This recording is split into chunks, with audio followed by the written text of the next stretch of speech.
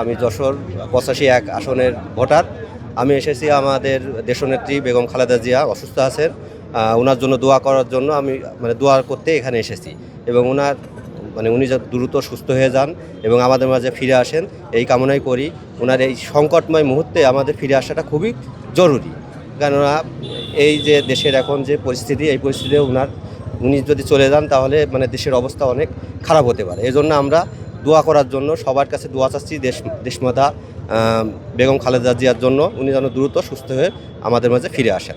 আমি আশা করি অবশ্যই উনি আসবেন, কেননা ওনার মা অসুস্থ, উনি সংকটময় অবস্থায় আছেন। মা এবং ছেলের মধ্যে দেখা এবং কথা হওয়া অত্যন্ত জরুরি। আমার নাম শামীম ওসমান, বাংলাদেশ জাতীয়তাবাদী উলামা দলের একজন সদস্য এবং ব্রাহ্মণবাড়িয়া জেলা তথা নাসিরনগর উপজেলার জিয়া স্মৃতি সংসদের একজন সদস্য। আমি আসছি বেগম খালেদা জিয়াকে দেখার জন্য।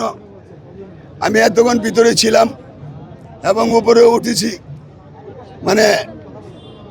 নিরাপত্তা কর্মীরা যেতে দেয় নাই, সেই জন্য অনেকক্ষণ ওখানে ছিলাম। সকাল থেকে পর্যন্ত এখানে ছিলাম, কিছুক্ষণ আগে বের হয়ে আসছি এবং বের হয়ে আসার সময় আমাদের দলের মহাসচিব মির্জা ফখরুল ইসলাম আলমগীর সাহেবের সাথে দেখা হয়েছে এবং হাত মেলাইছি। ওনাকে জিজ্ঞাসা করলাম, স্যার ম্যাডামের কী হাল অবস্থা? আমি জিজ্ঞাসা করছি, উনি হাসি দিয়ে বলছেন আলহামদুলিল্লাহ। আমি হবিগঞ্জ থেকে এসেছি। আমি এসেছি আমাদের নেত্রীকে দেখার জন্য, কিন্তু এখানে দেখার মতো কোনো পরিস্থিতি নেই, বা দেখার কোনো পরিস্থিতি বলতে দেখার কোনো সিস্টেমই নেই। পারতেছি দেখতে, আমরা খুব কষ্ট লাগতেছে এই জায়গায় আইসা, পাশাপাশি আইসা দেখতে পারতেছি না।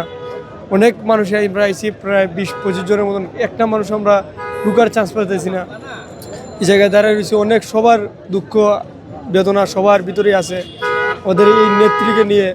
আরও বড় কষ্টের কথা হলো গিয়ে আমাদের নেতা তারেক রহমান দেশে আসতে পারছে না, তার মার অসুস্থতায়। এইসব অসুস্থ নিয়ে অনেক কষ্ট নিয়ে আমরা বর্তমানে এখন এই জায়গায় উপস্থিত আছি। আমাদের নেতা আসতে পারতেছে না, এই সমস্যার ভিতরে অনেক কষ্ট সবাই ভিতরে নিয়ে বেঁচে আছে এখন।